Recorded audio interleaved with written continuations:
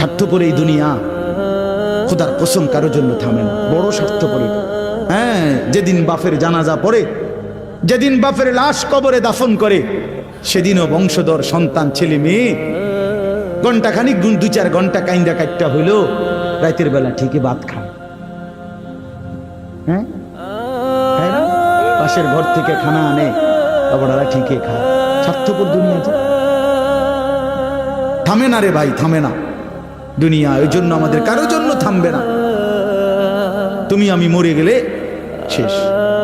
আবারও বলছি এই কথা, আমি মরে গেলে এরপরে পৃথিবী যত আধুনিকে হোক না কেন, আমার কি কথা বুঝছেননি? আমি মরার পরে যদি সবার ঘর স্বর্ণের বাড়ি হয়ে যায় তো আমার লাভ হইল কি? আমার মৃত্যুর পরে যদি সব মানুষ আধুনিক হইয়া সাঁদের দেশেও জায়গা, আমার ফায়দা কি?